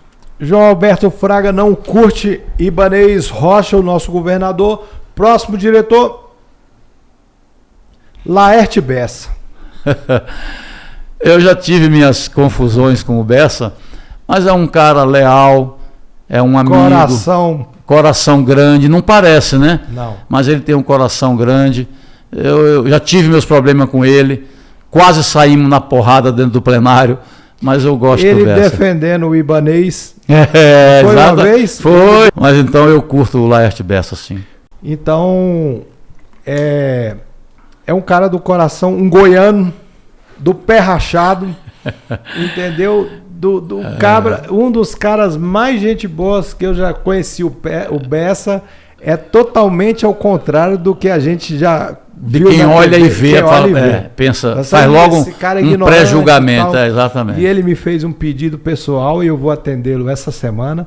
Ele disse a mim: meu amigo, eu gostaria de conhecer o senhor Gilberto Salomão. Você me leva a ser amigo dele? Eu falei: meu amigo. Eu falei: você me apresenta? Ele falou: vou lhe levar lá e vou lhe apresentar para ele. Agora diga a ele que eu não sou isso que fala aí na televisão. Eu falei, pode deixar, meu amigo, você é um cara do bem, é um cara super do bem. E assim como você apanhou da mídia, ele apanha, Fraga. Eu sei. É mal interpretado. As pessoas às vezes eu tinha uma visão diferente de você. Eu te achava mais arrogante, mais prepotente. E hoje, conversando com você aqui antes, tendo oportunidade, e como a gente faz julgamento das pessoas pelos olhos, pelo que vê, pela sua interpretação. Então, foi coincidentemente um sucessivo do outro. Claro que João Alberto Fraga curte o nosso querido ex-deputado e ex-diretor, que não quer mais saber de política. Laerte Bessa. Próximo diretor, tá aí. Jair Messias Bolsonaro, vulgo Cavalão. Será que se ligar para ele agora ele atende? Agora não, que ele está na ONU, né? Mas ele, ele está fora. Ele está fora. Mas ele sempre me atende. Conheço o Bolsonaro desde o início de 1982, fizemos educação física juntos. 40 anos. 40 anos de amizade. Quando ele veio para a Câmara, ele chegou em 90. Eu visitei algumas vezes. E eu em 94, depois que eu saí 95, eu cheguei no Congresso para ser assessor parlamentar das polícias militares do Brasil inteiro. E aí eu usava o Bolsonaro direto para defender as corporações. Você foi representando as corporações. Isso, eu era assessor parlamentar. E era o cara que sempre ajudava nas questões... De quem que você era assessor da polícia, parlamentar? Das polícias militares do Brasil inteiro. Não era de mandato? Não, eu era assessor parlamentar.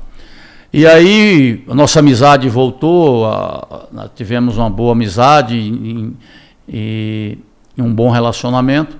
Quando foi em 98, eu me elegi deputado federal.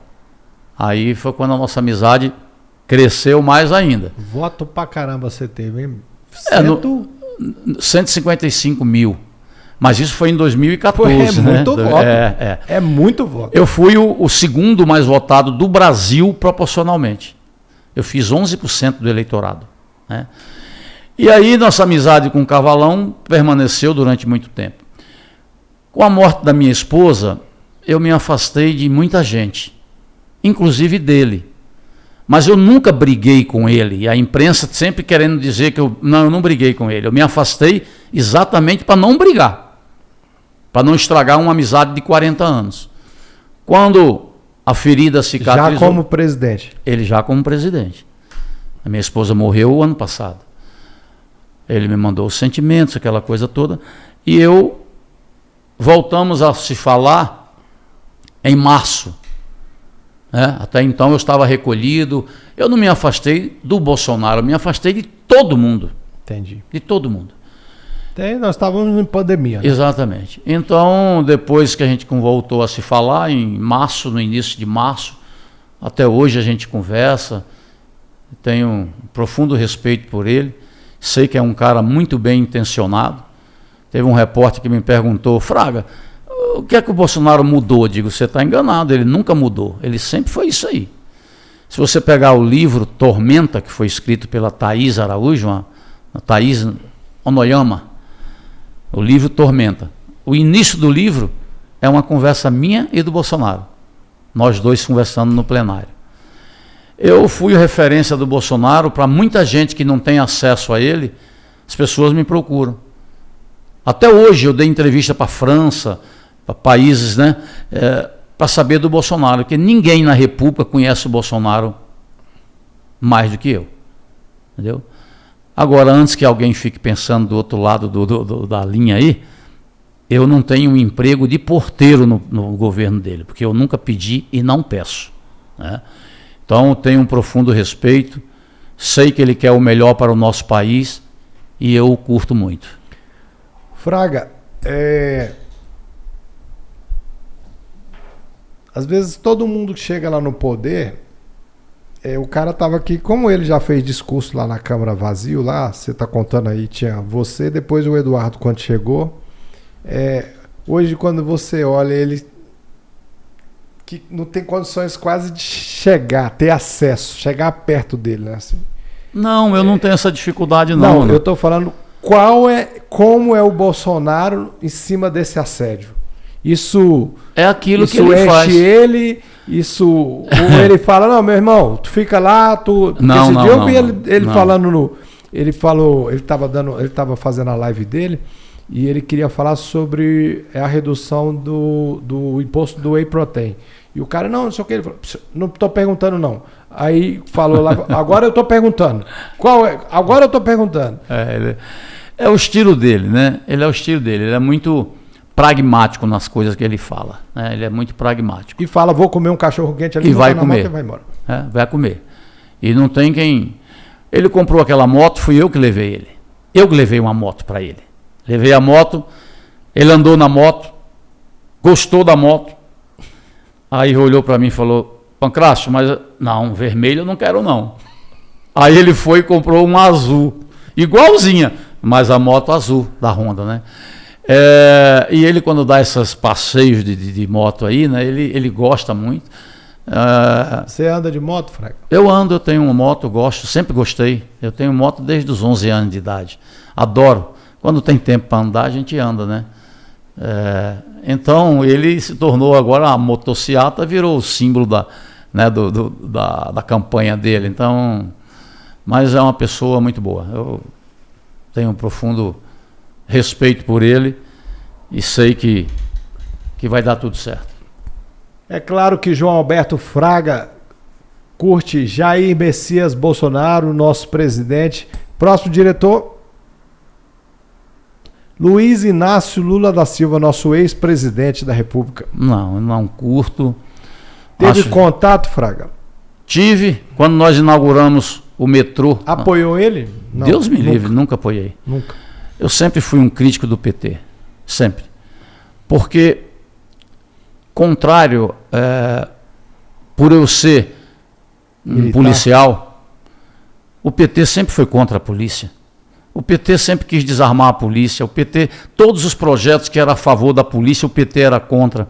E daí foi surgindo essa... Né? Eu nunca gostei. Realmente nunca tive aproximação. Respeito alguns deputados do PT. Tenho bons amigos no PT. É mesmo? Fraga? Tenho. Mas eu... José Disseu? Não. Mas o Zé Disseu foi uma pessoa que, quando eu fiz a denúncia que o Lula recebeu dinheiro das Farc, fui eu que denunciei. Né? Eu lembro que os deputados, o Lula disse que ia me processar, e eu disse, processo, mas processo. Como é que você descobriu isso? Um coronel da ABIN, numa reunião aqui, numa chácara aqui perto de Brasília, chamada Coração Valente, tem o depoimento do padre Olivero Medina, dizendo que deu 5 milhões de dólares para o governo do PT. Isso em fita, gravado. E eu colhi assinaturas na Câmara, fiz a denúncia. Depois de um certo tempo, a revista Veja botou na capa da revista Veja, contando toda essa história. Qual a intenção das Farc em dar esses 5 milhões de dólares para o PT? Uai, tá aí o que está acontecendo hoje. Daí que surgiu. PCC. Não, o Foro de São Paulo e essa coisa com o PT. Então, eu divijo frontalmente das ideias defendidas pelo PT. Eu sou família, eu sou pátria, eu defendo os bons costumes, eu defendo a propriedade privada, eu defendo os valores morais e sociais, tudo que eles não defendem. Então, algum desses deputados que você tem, amigos do PT, como é que é essa conversa? Não, a gente quando fala desses assuntos, a gente não entra no mérito, não fala. Né? Sobre política. Sobre política. A gente conversa sobre outras coisas, então eu converso, me dou bem com eles e tal, mas na hora de conversar esse assunto... É porque o cara tem 4 filhos e tá lá levantando a bandeira do aborto. Aí você olha pro cara e fala, bicho, o cara olha pros filhos e como é que ele faz isso? Então esse cidadão teve toda a oportunidade de ser um grande presidente se fosse honesto. Né? Mas dizer que não houve roubo no governo dele é acreditar em história da carochinha, né? É acreditar em Papai Noel. Que o Papaléguas era santo. Exatamente. Então, é impressionante a disfarçatez com que esse pessoal fala, né? E eu não, tem horas que eu me pergunto, rapaz, será que o cara acredita mesmo que não houve roubo? Será que eles acreditam mesmo que não foram eles que mataram o Celso Daniel? Agora, semana passada, tem um áudio dele, do ex-presidente Lula, falando do Palocci, depois que o Palocci foi confirmado pela Polícia Federal. E alguém vai duvidar, então, que ele queria que alguém matasse o Palocci depois que o Palocci fez as denúncias? Gente, então, sabe, me perdoe, quando alguém fala, eu sou Lula, é doente. Eu tenho um irmão que ele se afastou da família, porque ele é petista, era do Banco do Brasil, e ele dizia, você não pode bater no Lula, eu pedi voto para você no Banco do Brasil. Eu falei, então despeça, porque eu não vou parar de falar de quem roubou o dinheiro do povo brasileiro, não. Alguma coisa você acha que ele fez de bom? Alguma ideia do PT, alguma coisa deles? Eu não me recordo. Não, fez esse negócio dos ProUni, né? ProUni. Essa oportunidade que ele abriu para os jovens pobres, não os pretos. Eu prefiro pensar nos jovens pobres, né? Que não tinha, que só estudava em escola pública, de frequentar uma faculdade, foi um grande feito dele, né? Agora, quando cria cotas para os pretos, para os negros, eu acho que foi um desserviço. O negro não é inferior, em hipótese alguma, ao branco. E no momento que você cria essas cotas, você está dizendo, você é inferior. Ou eu estou errado? Fraga, eu tenho 48 anos. Imagina eu sentado num banco da escola na Ceilândia há 48 anos atrás, galego do olho verde. Você tem noção do que eu sofri? Verdade. Uma sala de aula com 40 pessoas, pretos, pardos e um branco. Eu sofri muito por ser branco. Então, e ali não faz diferença. Eu não merecia uma cota porque eu era branco ou estava do meu lado era menos. Nós somos descendentes de índios, né? De índios. Então, assim, a maioria da população. O Rio de Janeiro, a maioria da população é morena. A Bahia também, né? Bahia. Então, Bahia, tipo assim. Eu acho que eles levantam algumas bandeiras, eles usam, né? Usam o movimento para levantar bandeiras e jogar um contra os outros. Eu já sentei na mesa com o movimento eu sou crente, já sentei na mesa com o movimento LGBTQI+, e conversei com os caras de boa. E vou te falar, um outro homem tem todo o direito de pegar na mão do cara, sentar, jantar, né? Claro que a gente não vai, nem eu e a minha esposa vamos ficar nos agarrando num restaurante, mas eu sou a favor, só que não dessa forma de enfiar na goela da sociedade, porque eu lá na Ceilândia ouvia contar história de preto, ouvia contar história de gay, isso era da cultura daquela época. Sim. Hoje eu acho isso cafona, hoje é crime fazer esse tipo de preconceito, é cafona, é crime. Eu acho que o grande erro disso aí foi eles terem implantado a ideologia de gênero nas escolas. Uma criança de 5, 6 anos de idade não pode receber uma cartilha ensinando a fazer sexo anal, ensinando a beijar. Essas crianças não podem ser influenciadas dessa maneira. Mas essa semana teve um artista da Globo preso, né? Por pedofilia. É o Zé Bonfim, né? São os que defendem defendem que o pedófilo não é crime, é uma doença que ele precisa ser tratado.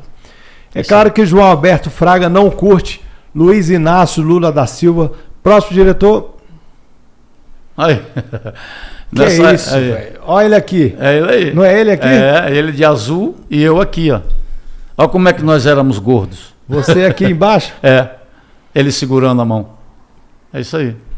Caramba. Esse foi o curso de educação física que nós fizemos. 1982. Na Escola de Educação Física do Exército. E esse outro atrás ali de bigode? Esse era o coronel, o tenente Pacheco, que era da PM de Brasília. Esse aqui é do Exército do Equador. Aquele ali é de Santa Catarina, o Morelli. Aquele ali é do Exército Brasileiro, Marshal. E esse aqui é o César. É isso aí. Meu Deus do céu. Era uma turma boa.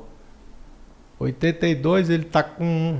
67. Mesma idade de você. Ele é um ano mais velho. Quantos anos vocês tinham aí? 24 e ele... Meu Deus do céu. E ele 25. 2 meninos. 2 meninos. Olha a roupa dele de pentatleta, tá vendo? Aí, ó, a galera fica sacaneando que ele não era atleta, pô. O cara era magrinho. Era, não, o bicho era um cavalo. E você já tinha o corpo mais de homão, já mais forte, né? É. Claro que João Alberto Fraga curte essa foto, um momento especial em 1982, foi no Rio? Rio de Janeiro. Rio Urca. de Janeiro, na Urca. Próximo diretor, tá aí. É, a família. Essa família aí. É a família com meus 2 netos, meus 3 filhos e a minha esposa, que faleceu. Seu netinho tá com quantos anos, Fraga? Esse aqui tem 10 e esse aqui tem 6. Você só tem uma filha, Fraga? É, a Bruna. Só a Bruna. Aquele ali é o Tiago, é o caçula que faz medicina. Ah, seu filho também, o Thiago. É, Tá fazendo medicina? medicina. Tá fazendo aonde? No CEUB. É, tá em que Já semestre? tá no internato, né? É um garoto é um garoto prodígio. Tá na área maravilhosa. É. Aí a Bruna formou em quê? Publicidade. Publicidade. Te ajuda? Sim, Nas é quem tá coordenando a campanha. E o genro aí? Não, aí é o meu filho, o Diego, é o mais velho. Esse é o Você primogênito. tem mais um. É, são Esse 3. aqui. São 3. O Barbudo é seu filho também. É o primogênito. E ele faz o quê? Advogado. E Advogado. hoje ele mexe tem empresa, mexe com franquia da Casa do Construtor. E agora, quando o Fraga falou, vou sair de novo para deputado, o que os filhos falaram? Não, eles até me apoiaram. Então, a Bruna tá... O Tiago é que não participa de política, não. O Thiago é o médico. É. A Bruna ajuda muito e o Diego não tem muito tempo, né? Porque ele também trabalha na PGR, na Procuradoria Geral da República, mas a Bruna é que está no dia a dia comigo. Parabéns à família, muito bonita, Fraga. Que Deus abençoe, Deus guarde essa família e que vocês possam ter muitos anos para aproveitar. E que bom que todos estão te apoiando aí. E eu também acho que vai te fazer bem. A gente está precisando aí de um Fraga no Congresso novamente. Obrigado. Próximo diretor, 61 Podcast. Curte ou esquece? Eu curto, com certeza absoluta. Gostoso, um bate-papo bem descontraído. E eu acho que você leva para o povo uma informação que muitos não fazem a menor ideia do que acontece. Quem é aquela pessoa. Então isso é muito válido e eu sempre defendi esse tipo de informação. Com transparência, com honestidade. Então eu curto sim. Já ganhei meu dia de ver você curtindo o meu amigo Laerte Bessa ali e saber que vocês dois estão em paz. Porque são 2 homens que mereciam estar lá no Congresso. Ele a última vez que ele mandou uma mensagem para mim, ele falou bem assim: e aí, meu ex-amigo? Eu falei, que ex-amigo, rapaz? Esquece, nós somos amigos, esqueça isso. Mas é um cara pedra 90. Fraga, eu vou abrir essa câmera para você se despedir. Você deixa a sua mensagem. Esse podcast vai ficar eternizado nas redes sociais. Seus netos vão poder assistir, seus bisnetos vão poder assistir. E estou muito feliz de te receber aqui e conhecer mais um pouco sobre a pessoa do João Alberto Fraga, que a gente só conhece de longe, o político Fraga, e hoje eu vim aqui conhecer o pai, o esposo, saber sobre a sua história. Foi muito bom. Os nossos inscritos aqui no canal também podem deixar comentários aí pro Fraga, depois a produção dele passa aí para responder vocês, qualquer questionamento, qualquer dúvida que vocês tiver. E agora o Fraga vai falar para os nossos inscritos aí, deixar sua mensagem aí para esses jovens. A maioria do nosso canal são empreendedores, são pessoas, são guerreiros aí, né? Que precisam também de um representante lá na Câmara para defender esses empreendedores. Bom, eu queria agradecer essa oportunidade, pedir aos nossos eleitores do Distrito Federal que me deem essa chance de voltar ao Congresso para continuar o meu legado. Eu digo que não foi pouca coisa que eu fiz na minha vida pública. Tenho um histórico de trabalho, tenho propostas interessantes para a segurança pública e quero ajudar o meu presidente. Eu tenho certeza absoluta que na reeleição do Bolsonaro nós vamos fazer uma segurança pública melhor para o nosso país. Precisamos modificar e modernizar o ordenamento jurídico do nosso país. Não dá para viver com um Código Penal de 1941. Portanto, acreditem na política. Eu digo que voto não tem preço, tem consequência. Se você não gosta da política, você vai ser governado por quem gosta, e aí é onde mora o perigo. Então fica aqui o meu pedido de apoio, o meu pedido de voto, e podem ter certeza que eu sempre honrei os votos que eu recebi do meu eleitor. Um abraço. Seu número? 2225. Fraga, eu queria te entregar esse troféu, que você guarde lá na prateleira dos seus muitos outros troféus que eu tenho certeza que você tem desde a sua juventude, e guarde como uma lembrança. Aqui está a frase do meu livro que sai em dezembro, chama Sabores da Vida. A história de uma pessoa bem-sucedida vai depender da forma em que ela encarou as perdas e frustrações da sua vida. Muito bem, Ronan, isso é verdade. Parabéns. Muito obrigado, meu amigo. Eu que agradeço. E irá para a nossa galeria de mimos, que eu tenho bastante. Guarda lá com muito carinho a lembrança desse amigo e desse dia especial. Obrigado, irmão. Esse foi o 42º episódio do 61 Podcast, o podcast da capital. Hoje recebi aqui o ex-deputado e coronel da Polícia Militar do Distrito Federal, João Alberto Fraga. Gostaria de agradecer agora aos nossos patrocinadores, Academia Corpo e Saúde, Atacadão dos Suplementos, Acreditar Agência de Marketing, Clínica Corpo Perfeito, JK Laboratório, Mamute Energy Drink, o energético zero açúcar, Steak Bull Churrascaria, Doces da Chefe, Organizações Paulo Otávio. O meu muito obrigado a todos, um beijo no coração e até a próxima.